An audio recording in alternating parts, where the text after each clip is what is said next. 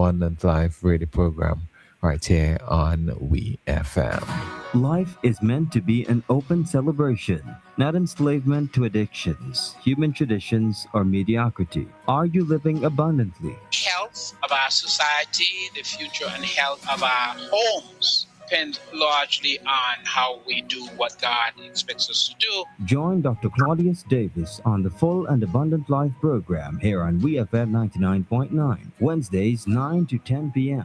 as he explores the elements that might be robbing you and keeping you from realizing your full potential. It is time to break those chains of bondage. It is time to shake off what's been holding you back. The Full and Abundant Life program, 9 to 10 p.m. every Wednesday on WeFM 99.9 with Dr. Claudius Davis. And it's now time for us to present to you this evening's Full and Abundant Life radio program with Dr. Claudius Davis and Brother Rohan Hector. And at this point in time, I say good night to you, Dr. Davis, and good night to you, Brother Hector. It's a great pleasure to have our guest, Evangelist, from I think you're from what area is it? Is it Honnesville? I'm living in Honnesville, but I minister at Richland Park. Richland Park, okay. And so it's certainly a privilege to have him tonight, pinch hitting for me. And so, of course, it's an interactive program, and we're going to really enjoy what he has to present for us here tonight. And so I, from this side, will monitor all of the Facebook comments and the YouTube comments. Kamal there will take care of all of the phone calls or any of the WhatsApp comments. And so we will interrupt you from time to time with any question that people would have. And so rather than wasting any more of your time, I'm just going to say welcome and thank you so much and go right ahead. Well, I just want to say thank you also, Brother Claudius, for affording me this opportunity. Good night to Kamal. It's been a while being in the studio here at WeFM with Brother Jack and Brother Dunbar and Scriptural Search. It's always good to be back at WeFM. And I'm thankful for the opportunity.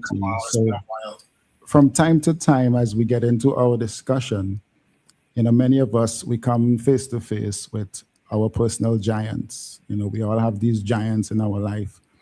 Giants that I can say now that seal away that full and abundant life that Jesus affords us.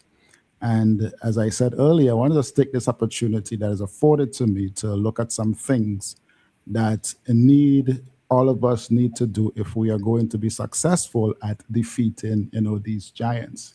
But before we do, however, we just want to remind ourselves of how giants work.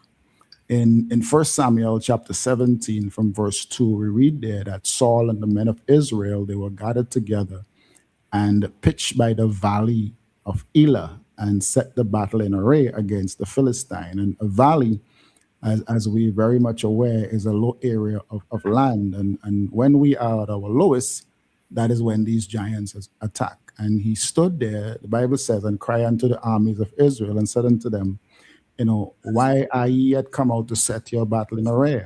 Am I not a Philistine, and ye servants of Saul? Choose you a man for you, and let him come down to me. If he is able to fight with me and to kill me, then will we be your servant. But if I prevail against him and kill him, then, he said, ye shall be our servant and serve us. Now time will not permit me to analyze and get into Goliath's crosstalk here, but we remember the same word game that Satan played in the garden. God had restricted the tree of knowledge, that tree. And we understand how Satan worded this in the temptation of Eve.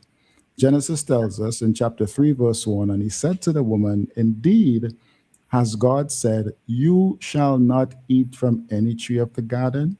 Now, we notice Satan's descent into play on words in this subject. Now, it is the same anytime our giants manage to cross us over to making decisions that is rooted in base emotions rather than intelligent, thoughtful application of the word. But, The bottom line is your giant's intention is for you to serve it. That's what Goliath said, to be your master and you be its slave. In other words, we're very much aware our giants, they come in various forms. I mean, you name it.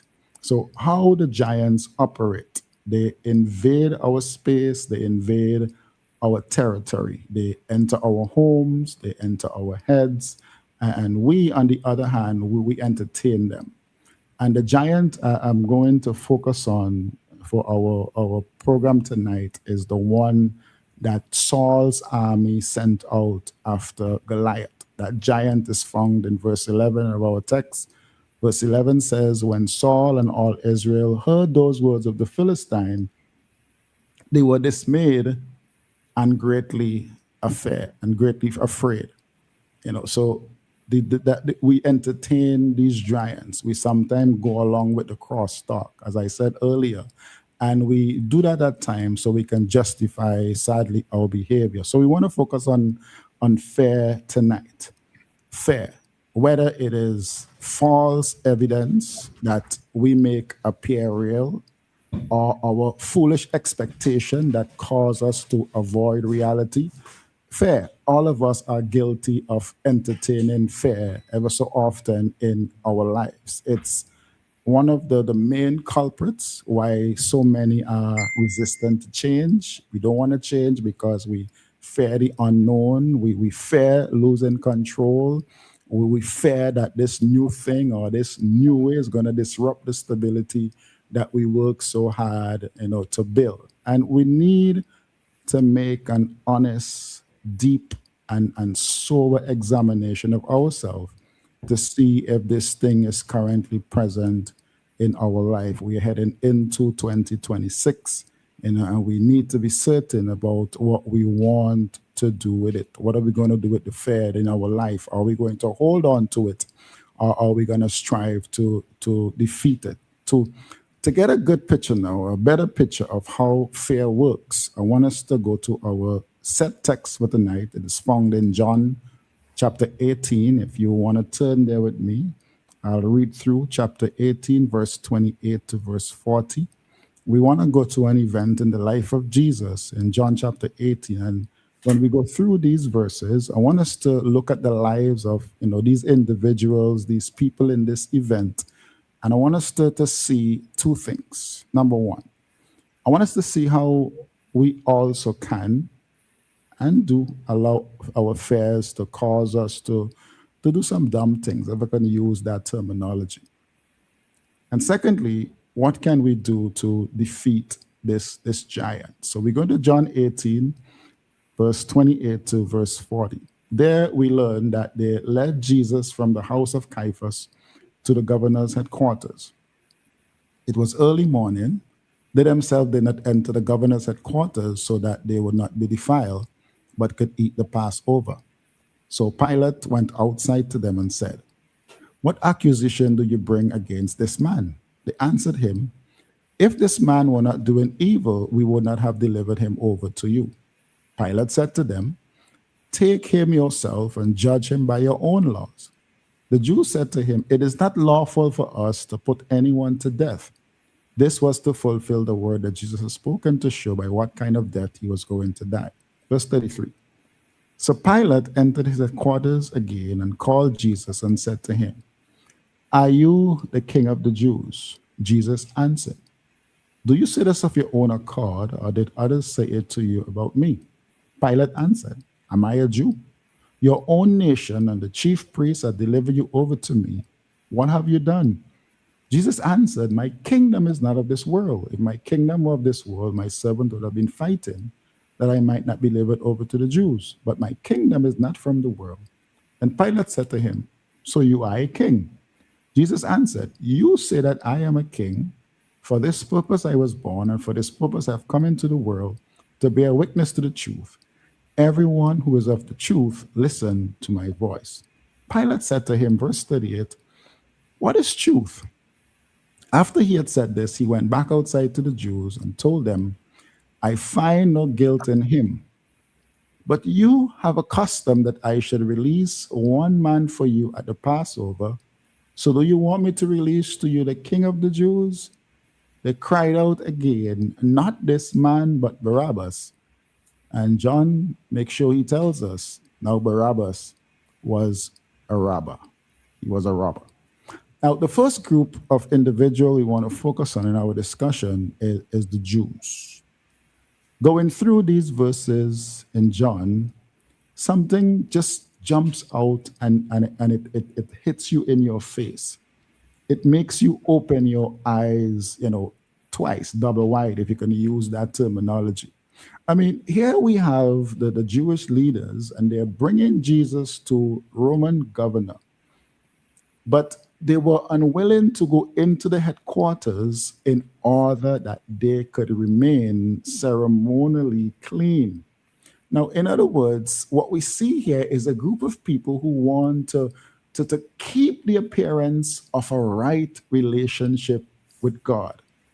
They wanted to make sure that they could keep the feast, they could keep the tradition, they could keep the ritual, but at the same time, they were delivering an innocent man to his death. They were so eager to have Jesus out of the way that they were willing to skirt around the truth in order to accomplish their task. And listen to their response. I just listen to their response when Pilate asked about the accusation that they had against Jesus. They said to him, if this man were not doing evil, we would not have delivered him over to you. Now, that's a politician answer if I've ever heard one or seen one. But it gets even better. It gets even better.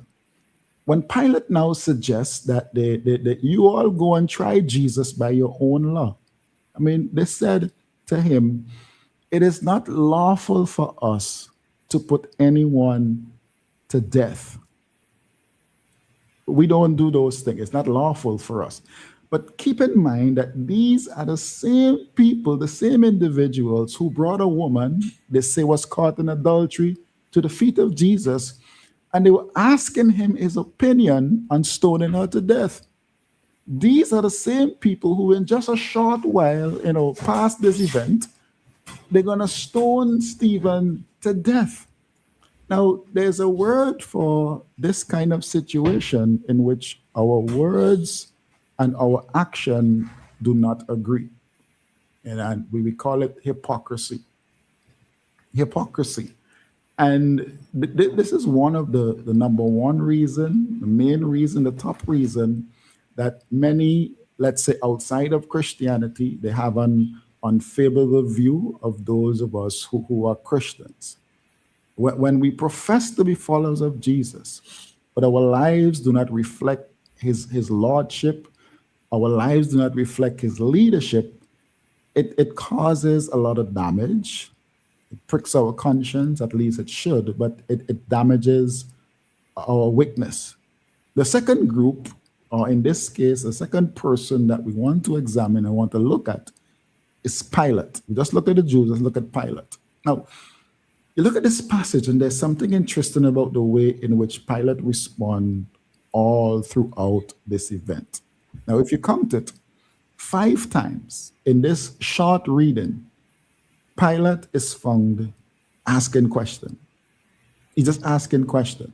Question number 1, what accusation do you bring against this man? Question number 2, are you the king of the Jews? Question number 3, what have you done? Question number 4, so you are a king. Question number 5, what is truth? 5 questions. And what we find in Pilate is someone, who is searching, and that can be a good thing. That's a good thing, right? Yeah, that's a good thing. But there is something else we really need to zoom in and notice about Pilate's seeking. He's only looking, and he only looks for what he wants to find. That's all he's doing here. So he asks Jesus about his kingship. But when Jesus responds, Pilate now, he seizes on the one thing that he was looking for, and then he stops. He goes no further. Do we ever do that? In fact, it probably happens more than we are aware.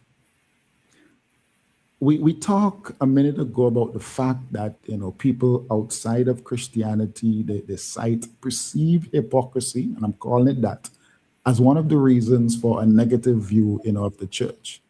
But we really have to be honest. We really have to be honest. Part of the time, I wouldn't say most of the time, part of the time, that is exactly what they are looking for. They are looking for a reason to stay away. And this one, this self-made hypocrisy, this reason seems to be ready-made. Sometimes we are guilty of this, the same thing, even as Christians with our brothers and sisters.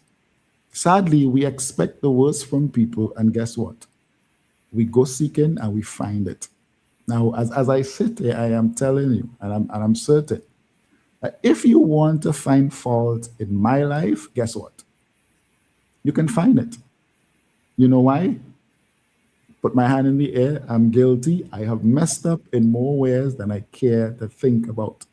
And believe you me, if you're looking for fault in my life, you're going to find it.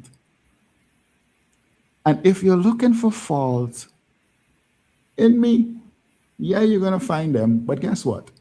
I can make an assumption here. And I'm just assuming it. Let me know if I'm right or wrong. If I were to be looking for fault in your life, guess what? I bet I could find them. Yeah. Another way in which we do this is in the way we sometimes, want to approach scripture. This is the full and abundant life. We're talking about the word of God. Some people come with preconceived ideas. They have this preconceived idea in their head, and then they go to scripture, they go to the Bible, to get some confirmation. So instead of looking at the word of God for it to change us, to transform our life, we come with our own ideas and we come looking for something, to back it up. And like Pilate, once we find it, once we found it, we just stop looking. We stop looking. Another person that we find in this event is Barabbas. So we look at the Jews, we look at Pilate. Let's now focus on Mr. Barabbas. And there's two things we want to see here in relation to Barabbas. The first is rather obvious. I want to tell you obvious, very obvious. Barabbas, he stands out to us as a representation of who we are. He just represents each and every one of us. Now, what am I talking about? Here we have a man who is undeniably guilty. He's just guilty. I just put my hand up in the air and I admit my guilt, like all of us. Are we guilty? All of us are guilty. And here was a man who deserved to die. He deserved death, like all of us.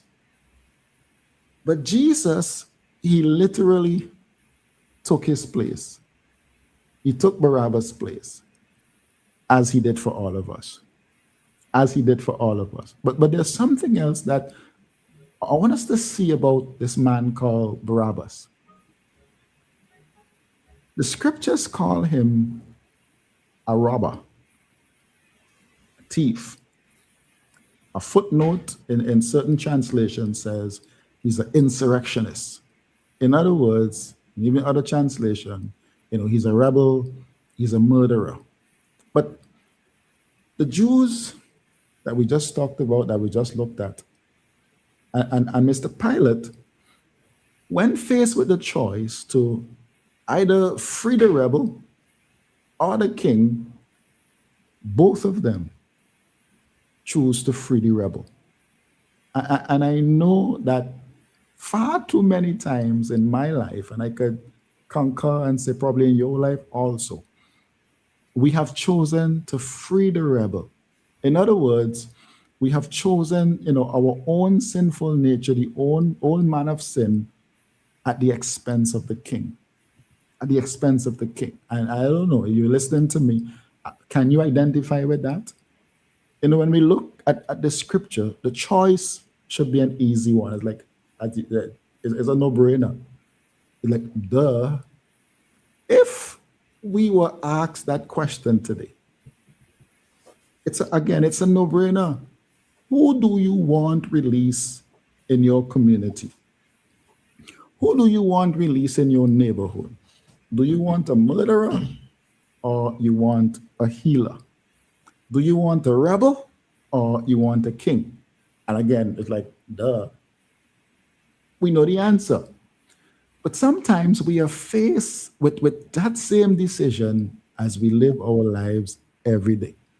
And sometimes the choice is really as obvious as it was the Pilate and the Jews.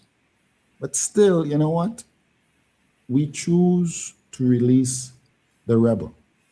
Yeah, we just choose to release the rebel. Instead of putting to death the old man, many of us, even as Christians, we want to keep him around. Look at our lives. Instead of forgiving, we want to hold on to the hurt. We want to hold on to the grudge. Instead of looking for the best and giving the benefit of the doubt, looking for the best in others, giving them the benefit of the doubt, we assume the worst from one another and we start jumping to conclusions.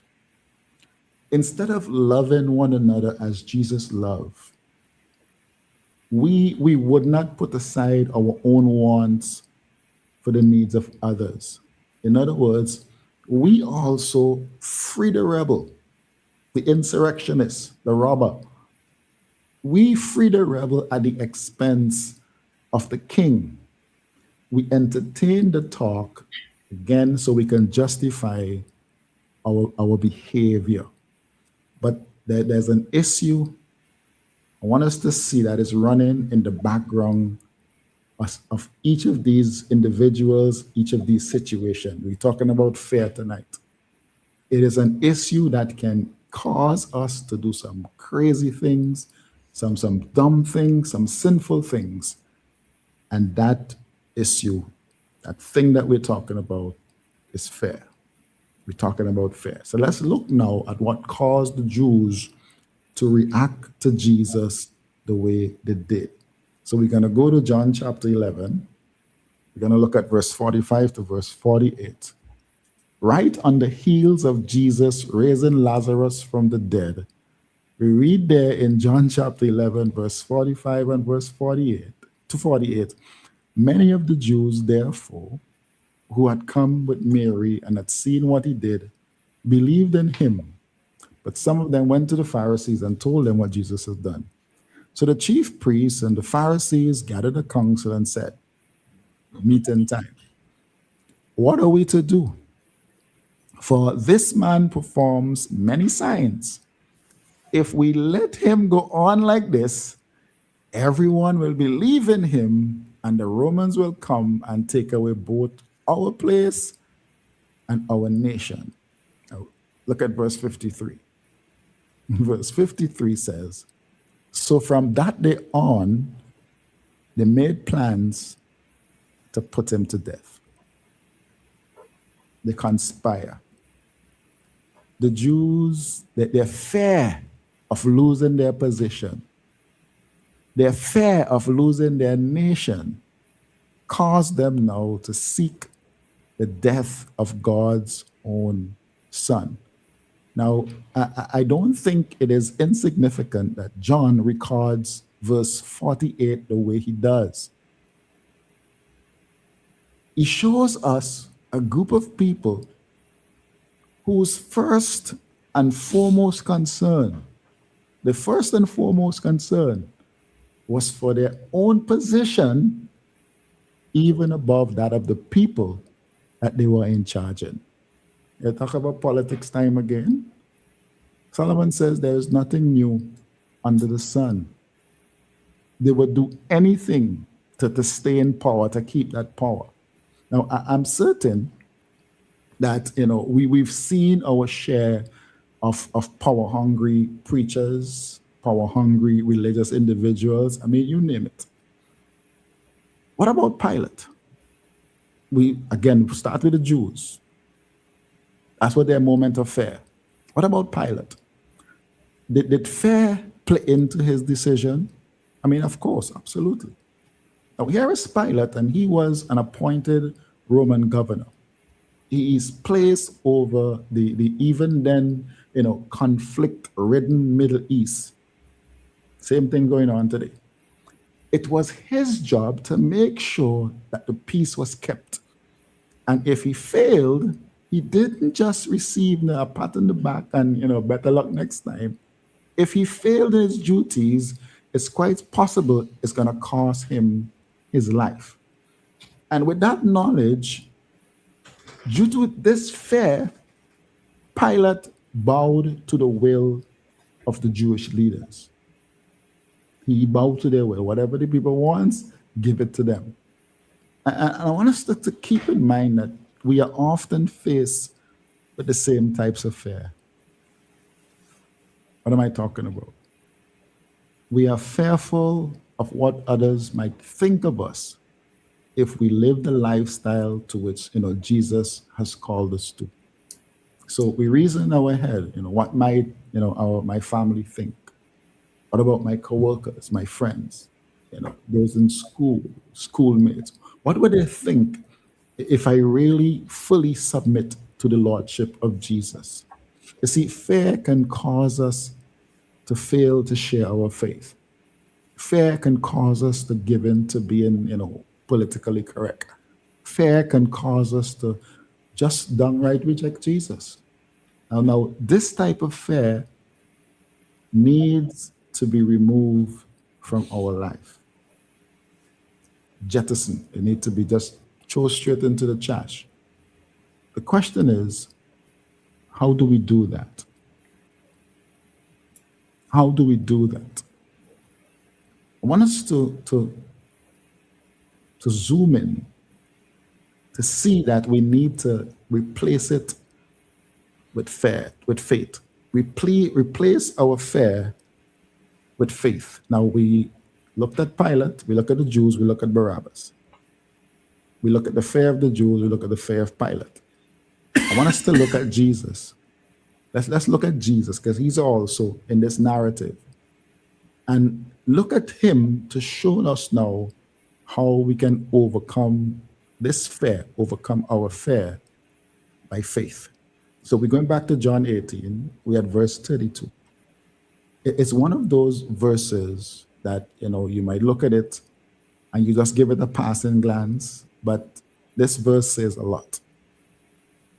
This was to fulfill the words that Jesus has spoken to show by what kind of death he was going to die.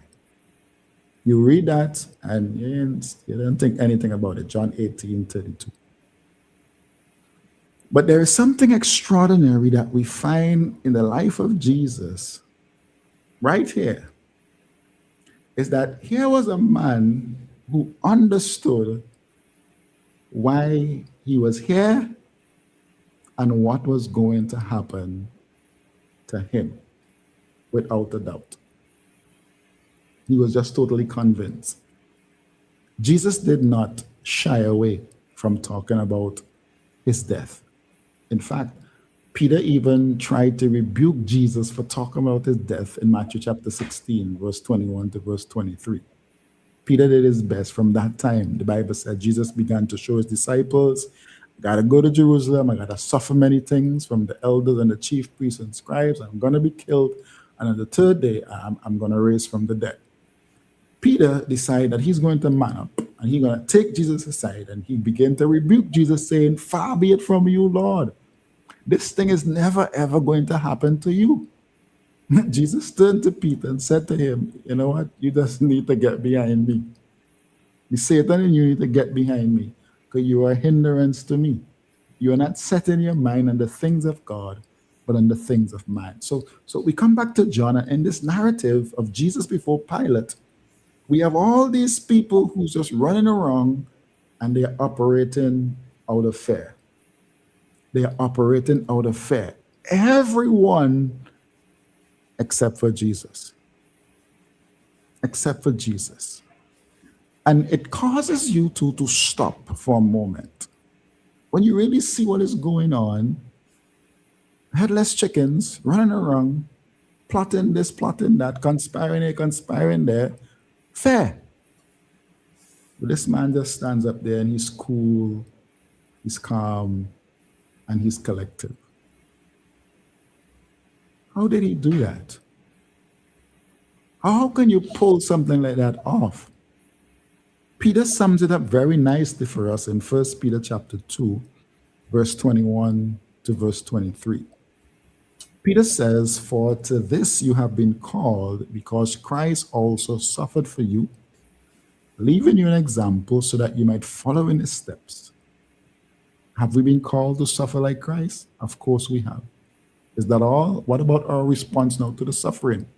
Peter says, "He committed no sin, neither was deceit found in his mouth.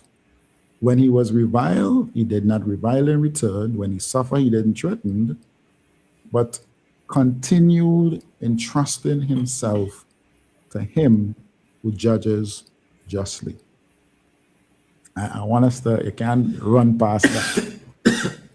That is how Jesus did it. Jesus entrusted himself to God.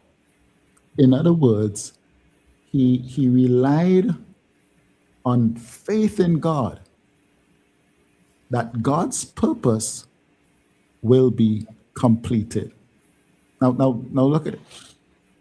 He didn't need to do his best to control the situation. You know, we like to control, again, out of fear. He left it to God. He left it up to God. Placed it in his hands, and as the young people say, he just rocked back and he just leave it up to God. He entrusted himself to God. He relied on faith in God that God's purpose will be completed. And with that understanding, I don't need to control everything around me. I don't need to be on top of everything. There's a popular saying, let go and let God. Yeah, he left it to God. So let's go back now to 1 Samuel chapter 17, verse 1 to verse 11. Here we have Saul again and his army and all these soldiers. Like Pilate and like the Jews, they're running around and they are operating out of fear. Operating out of fear. In 1 Samuel 17, verse 12, enters a young man now by the name of David. Enters David.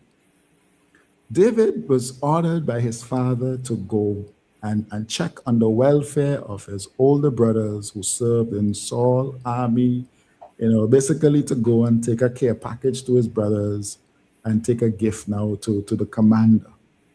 Now, while David met with his brothers, Goliath happened to come out, and again, he's taunting the Israelite army. And I wish it was there. And you can just see David, and he's observing the cowardly reaction of his king's men.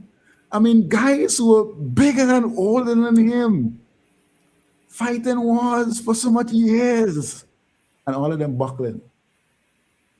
David just stand up and wonder, what is going on here?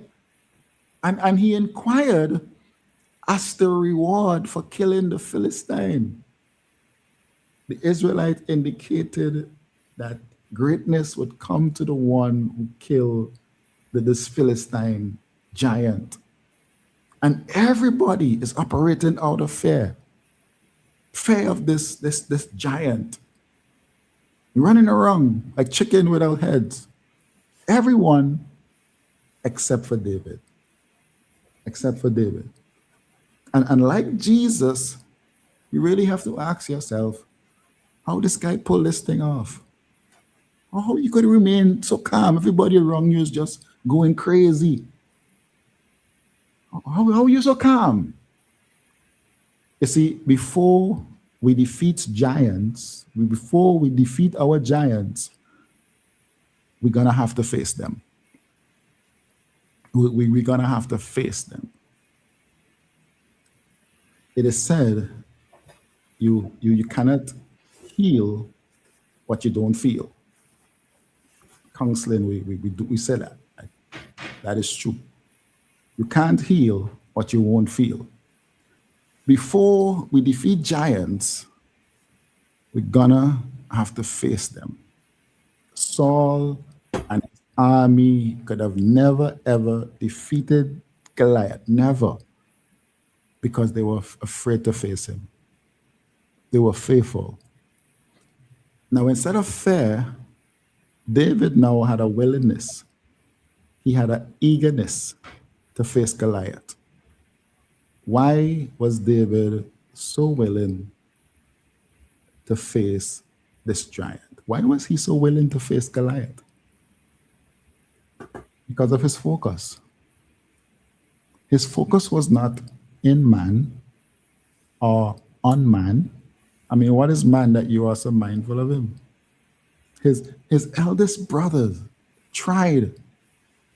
Saul tried, but none of them were able to deter him. See, David trusted in the living God of heaven. His focus was not on the strength and the stature of Goliath. Again, he didn't care how strong Goliath was because he knew how powerful God is. Yeah, again, what is man that, we are so mindful of them? What is man? Do we have any callers?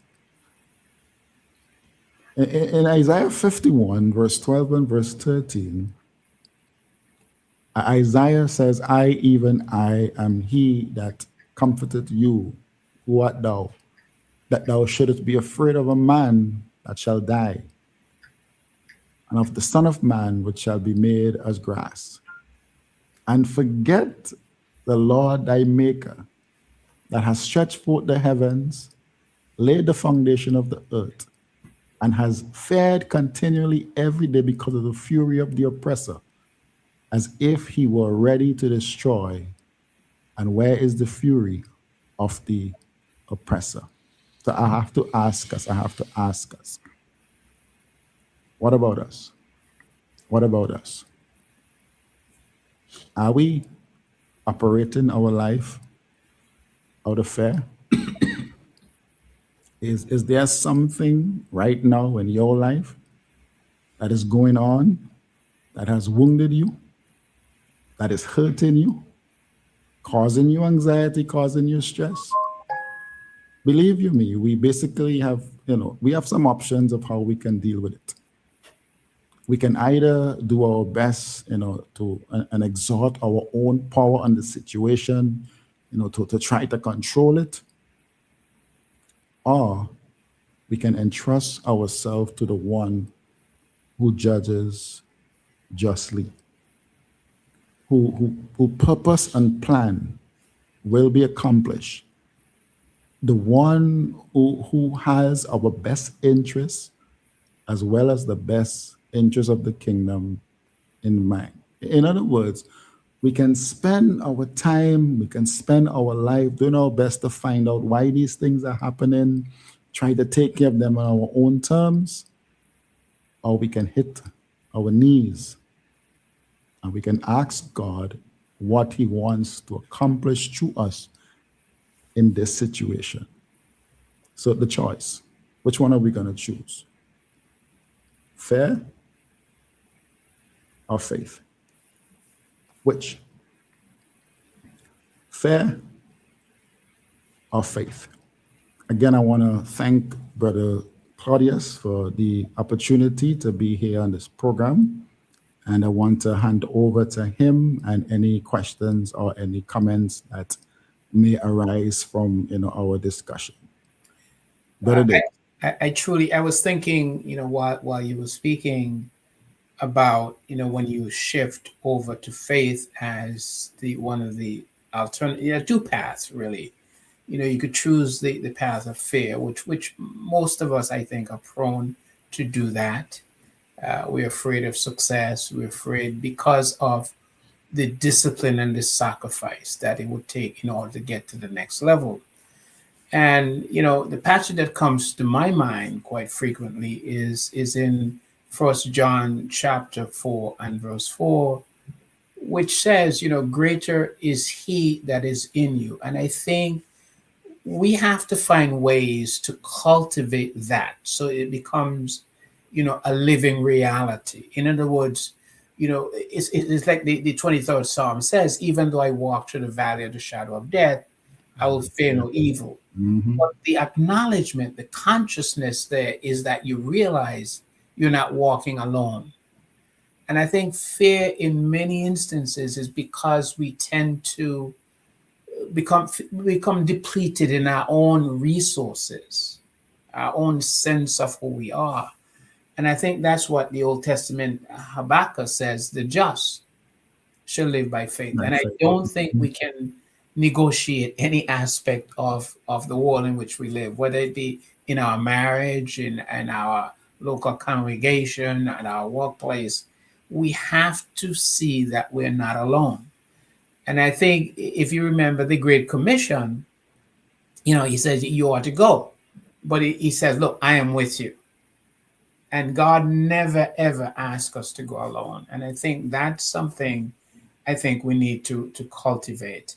So, I want to remind our listeners there in SVG, those of you who are listening, there are numbers certainly that you can use to call. And for those of you, and there are several who are on the Facebook and they're all just listening silently. And so, but I'm assuming that they like what you're saying and that they're enjoying that. But we would like for you to comment. And of course, if you're in if you're in St. Vincent, you can also comment by the WhatsApp, I think, which Kamal did give earlier. But I think it's a very powerful lesson. I think that fear has caused a lot of, crippling, our ability as Christians, I think, to go ahead and if, in Ephesians, I was thinking of Ephesians chapter 6, where it says, that we ought to be empowered by God. And he gives us this whole, several weapons, how we ought to arm ourselves, righteousness, salvation, and faith, and the word of God, which you hinted at Pilate. Because what really, it was interesting, as you mentioned with Pilate, that it seemed like he was looking for a way to get out of this thing. He just didn't want to. He didn't want to commit himself, and he danced and he danced. And even his wife, I think, sent him a little note.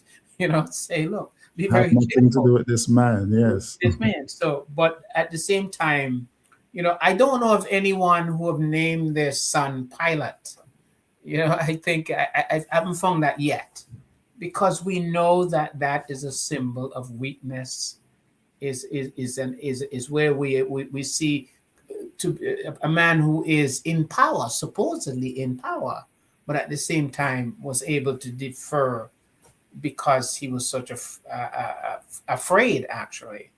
And I think as Christians, many of us, falter because the price tag is too high. It really is. Even something simple as, Sunday morning worship, for example, because it might be too much for us to be able to say to the person at the airport, you need to either sit and wait, or you need to ride a taxi or get a taxi. Okay. We would rather take care of those things because maybe for whatever reason, we don't want to lose favor in the eyes of other people. And I think that's where I think Jesus outlined clearly. He said, look, if you're going to come after me, you're going to have to take up your cross.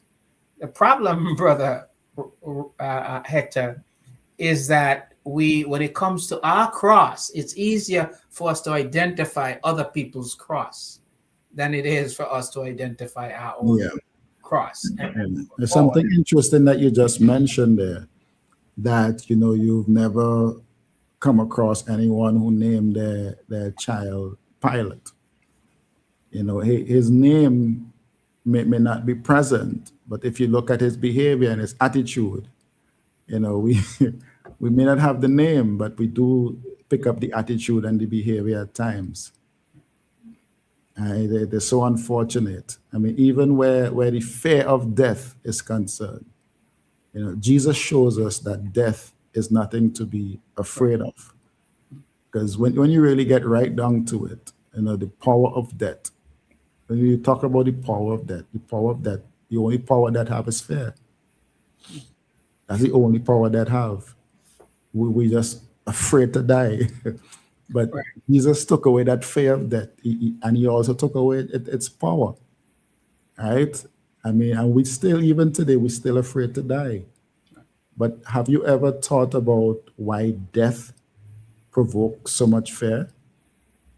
I just want to throw that out, to our audience, not just I was thinking of the passage, and I can't pull it. It says, "Love cast out, fear," and I'm trying to think. I can't remember what verse it is. It talks about that, Mm, and in my mind, because God is love, and when He talks about that love, I think it's not just an emotional reaction, but rather an agent who is God Himself in residence. When that love is anchored within us, it gives us the confidence, it gives us the assurance, and therefore we are willing to step out and do that which is right, even though, at times it may cost us something. And I think, you know, we see this in leadership. We want to surround greatness. We want to feel important. And mhm. as a result of that, we're willing to edit our own personal view in order to be accepted and be respected. Even And that's misplace why I our think we have so values. many denominations. I know there are a lot of members who would tell, not members within, but individuals who would say, look, I know what the Bible says. I know what it says about water baptism. I understand that. But in order to follow through on that, it may mean giving up, you know, allegiance. It may mean giving up the popularity, the groupings, because it's a nice building. It's whatever, all the trappings of all of that.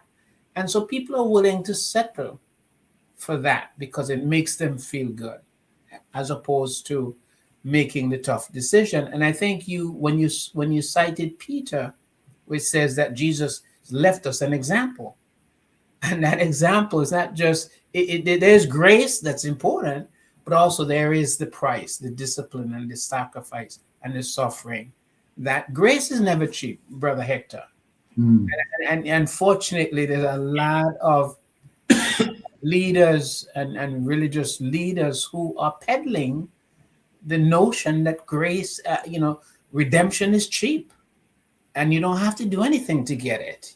Grace is, it flows, and God will open the windows of heaven, and you don't have to be obedient, you don't have to make any sacrifices. And yet Jesus puts it very well: if you're going to come after me, you're going to have to take up your cross, and you're going to have to. Even Paul himself in Romans chapter 6 from verse 1, shall we continue in sin that grace may abound? And the answer is certainly not. While God's grace is there for all, grace calls us to change our attitude, change our lifestyle. We just can't continue, doing things any old how and say, well, God grace covers me. God grace. No, no, no, no. And I do feel, Brother Hector, that the world in which we live, I think we're being boxed in every day, closer and closer. And part of it is because of the evolution of this social culture, how it's changing so rapidly, even at your workplace. You have to be right now. I mean, we're very careful where I work that you say happy holidays. You can't use the word Christmas, because if you do that, and I'm not making a point for Christmas, by the way. I'm just saying how sensitive we are in terms of the language that we're using. And because of that, it's putting us in a place where we have to compromise. And if you take about the gay and lesbian issues, for example, how at our workplace, how we allow fear to cripple us in terms of Yeah. we put Yeah. our religious conviction Yeah. in the backstage and we save it for Sunday morning with the people who believe what we believe, and then we can spouse that. But when we get over into this other place, it's a whole different language.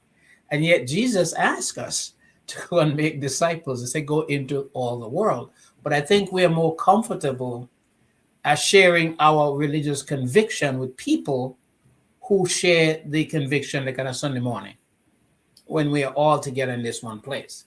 But as soon as we step out on Monday at our workplace, fear steps in and that fear cripples us. And so I wonder, how does God feel about that? Because he sees us Monday to Friday, but he also sees us, and the word you use is hypocrisy, essentially, okay?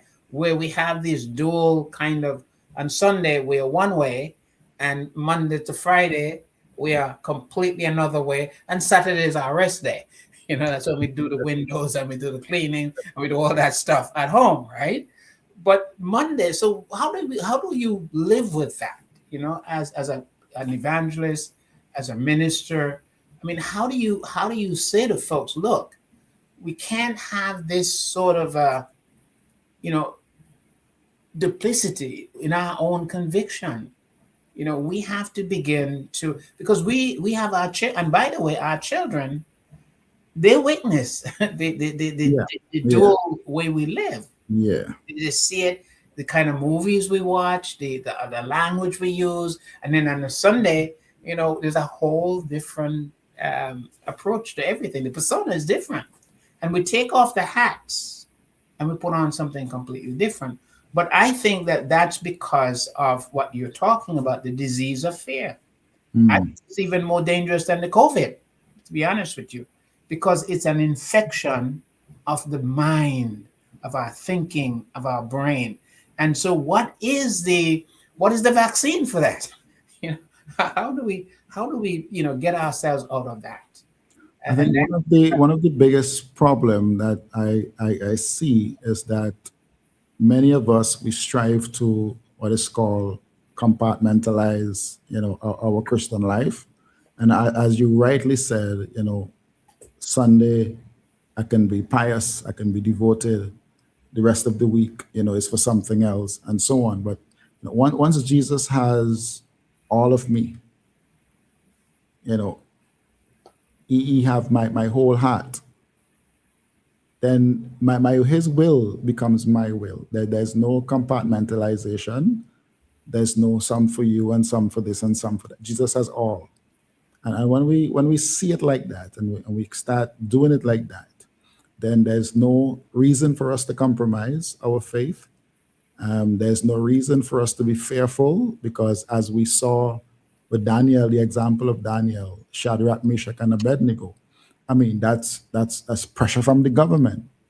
That's pressure from the hierarchies to give up, to waver, and they said no. And we have all these examples, and Joseph and Potiphar's wife, for those young people, even adults, with sexual desires and can't control their sexual urges. We have so many examples of individuals who stood for righteousness and who choose to allow the word of God and the direction of God to set the standard for their life. But yet, even we have the choice, and we choose to focus on the negative, which we choose to focus on the unrighteousness, which is unfortunate. But we have so many wonderful examples out there that we could also choose, but yet we choose the latter. And it's sad. It's sad, my brother. It's very sad.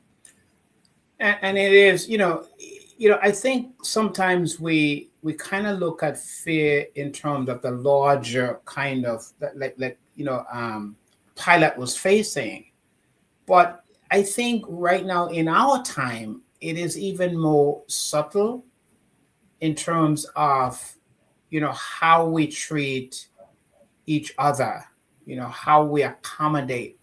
So that now you find that we're editing scriptures in order to accommodate because we don't want to offend anybody, so to speak. And so I think a lot of the groupings, the congregations that seems to be growing rapidly and expanding, if you take a close look, you'll see that there's a tremendous editing of the scriptures and a tremendous compromising because we want to make everybody happy. We want to make everybody comfortable. And I don't see any precedence for that in the life of Jesus, even in the first century, said first century No, church. there was none. There was They none. were able to identify immediately. There were no, I mean, in Acts 5, I think when you look at Acts 5, Ananias and the woman, you know, the husband and wife scenario. I mean, it was quick, it was fast, but it says that the church grew right up. If you look at that, it grew rapidly.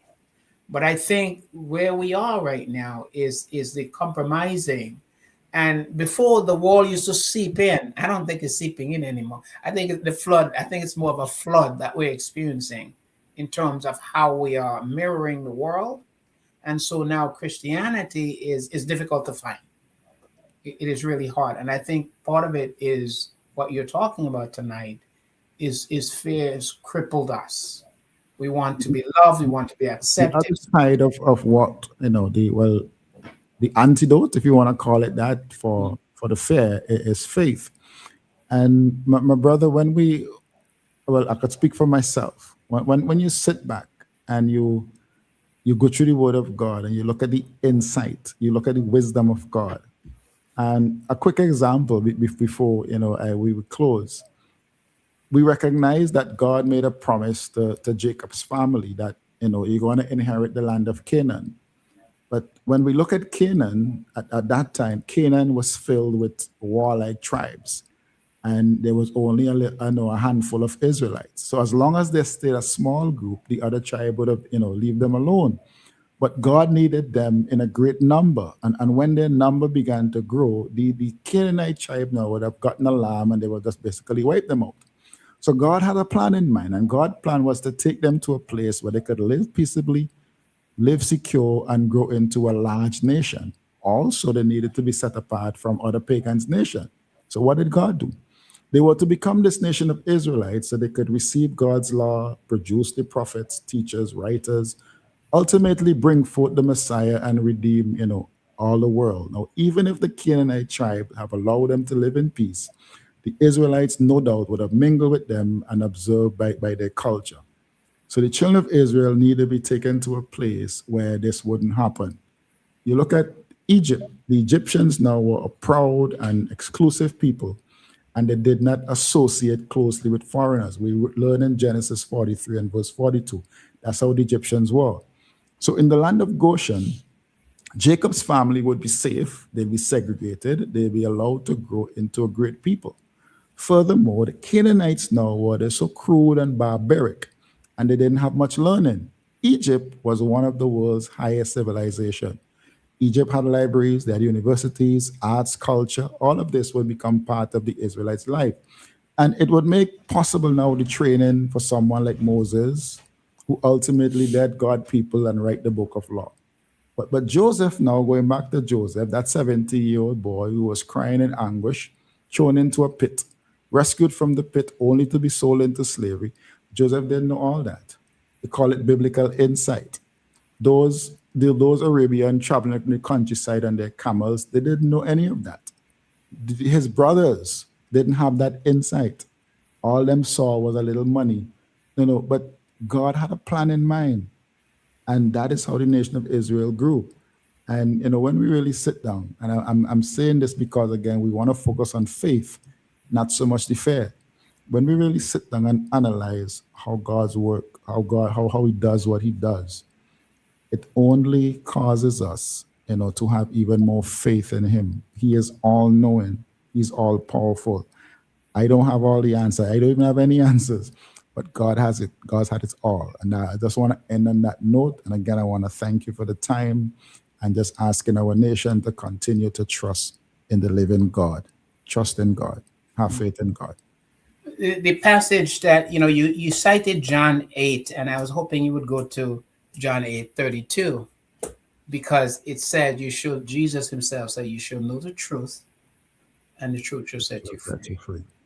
And that truth is enough. It gives us insight, but it also gives us the power to make tough decisions Mhm. and to pay the penalty with the discipline.